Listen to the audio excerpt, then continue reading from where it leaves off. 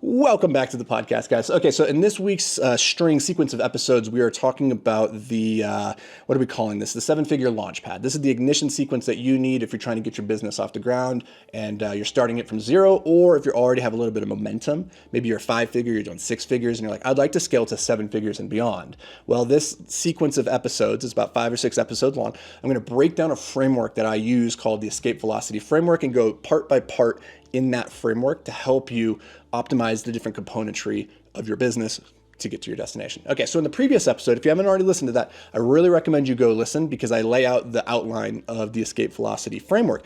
And if you remember, there's three components. There's three components to this framework. There's you, the pilot, you, the founder, the entrepreneur, you as the pilot of the vehicle. You have the vehicle itself, which I like to use the imagery or the analogy of a rocket ship. And then we have the destination. Where are we trying to get to? And we need all three of these in a very particular order. Otherwise, we're not going to get our rocket off the ground, or we're going to get it off the ground. We're going to realize we designed it all wrong. It's going to the wrong place. So the very first step in this equation is actually the last one, right? It starts with you, the entrepreneur, then the vehicle, and then finally the destination. But we actually have to start with the destination first, because without that, we might not design our rocket or ourselves as the founder, the entrepreneur, in the optimal way. And so the worst thing that we want to do is to create a rocket that's only designed to get us to, let's say, low Earth orbit, right? It's like, oh, we have a rocket that takes a satellite up into space, and that's good enough. That rocket will not get you to the moon. It will not get you to Mars. And if you get to low Earth orbit and you suddenly realize, oh, actually, you know what? I don't want to just be here. And that could be the equivalent of, I don't want to just be a six-figure entrepreneur. I actually want to be 7 or 8 figures, right? I want to go to Mars. Well, that rocket, you're not going to be able to sit there in low Earth orbit, cycling around the planet and optimize or build out that rocket while you're in it, right? You're going to have to bring it back to the ground. You're going to have to start over from scratch and rebuild that rocketry so that you can get to Mars. And this is what a lot of entrepreneurs get wrong is they get into the business, they start going. They get a little bit of momentum and they're like, look, we're up in the air. This is so awesome. And that is amazing. But then they realize along the way, this isn't taking me where I want to go. And not only that, but this vehicle will never be able to get me to where I want to go. And then they get discouraged, they get burnt out. And chances are you've maybe experienced that, right?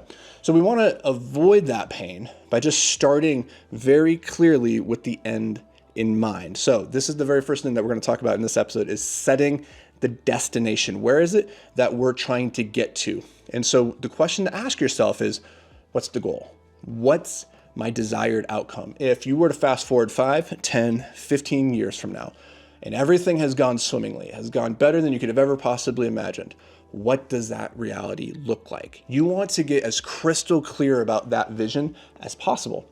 And you want to sit down and you want to write this out. You should be able to describe that future with as much clarity as you describe your current situation, right? You need to be able to see it in your eyes because it is very hard to hit targets that you can't see.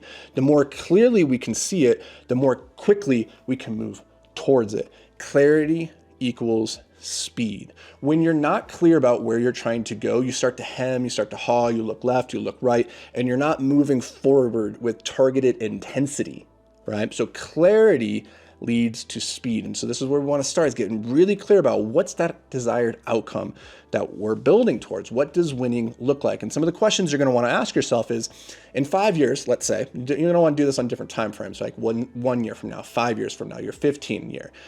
And you're going to ask yourself, okay, what does winning look like? And we've talked about this in the context of winning the day. A lot of people, they go through their lives never defining what does it actually look like to win the day. And so they get to the end of their day, and because they never defined what winning looks like, they feel like a failure. They feel like they lost because the to-do list, it just continues to ever expand.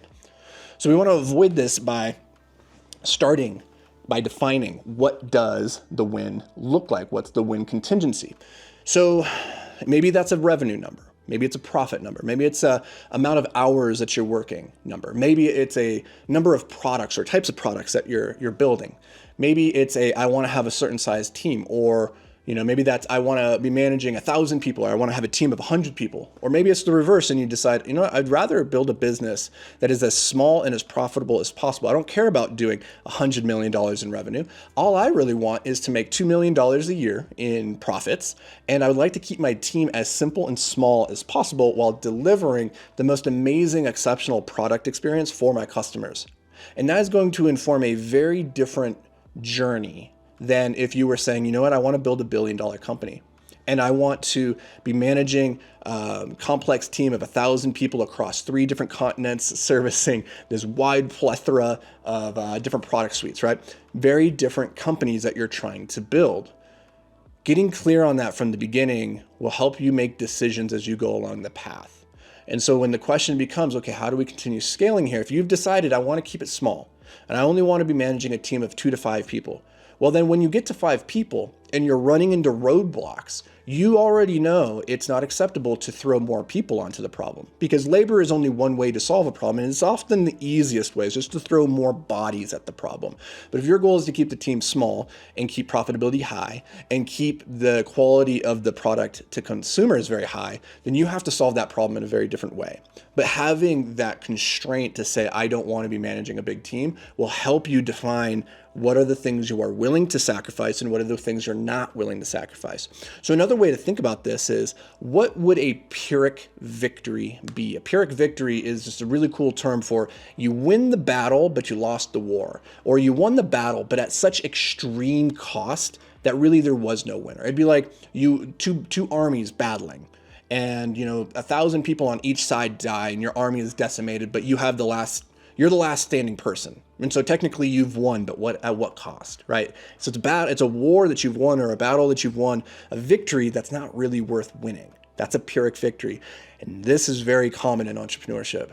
A lot of us win the battle that at the end of it, it's like, that wasn't a victory worth winning. I didn't want the prize. And if you play stupid games, you win stupid prizes. So we need to get very clear, what would that be? And for instance, some of the things that you might think through is like, I don't want to build a $10 million company if it means I have to miss my kids' soccer games. If it means I'm being, pulled away from my family dinners, or I'm not able to do these activities, or if it means that I have to, take on debt or take on a level of risk that I'm not comfortable with, whatever it is, like, you need to define that for yourself and get very clear. What are the things that you are willing to sacrifice in pursuit of your goals, and what are the things that you're not willing to sacrifice? So it's almost like your anti-goals. Like, what would it look like to achieve your goals, but in a way that you're not satisfied with the outcome because of how you did it? Because at the end of the day, the ends do not justify the means if those ends come at the expense of things that you weren't willing to sacrifice in the beginning. So get very, very clear as you're setting your destination. What's my goal? What does winning look like? What is a Pyrrhic victory? What are my anti-goals? What are the things that I'm not willing to give up? What do I need to avoid? And through this exercise, you will gain clarity, which you then will be able to apply to your decision-making processes, which lead to speed. And speed is all important when it comes to business. So do that exercise, go through the exercise, ask yourself these questions, answer them for yourself, spend some time on this, because this is critical. We don't want to take off with our rocket or even start building it until we are very clear on what the machine needs to look like because of where we're trying to get it to. All right, so that's going to do it for me here today, guys. In the next episode, we're going to be talking about basic training for the founder, because you are the pilot of the rocket. So before we even build the rocket, we're going to be talking about you as the entrepreneur, because we're going to be building you and the rocket concurrently together, because you're a symbiotic relationship. Your skills, your ability to navigate that vehicle is going to dictate how far and how fast you can drive. So tune into that episode when you're ready. I'll catch you guys over there. But until then, stay hyper-focused, my friends.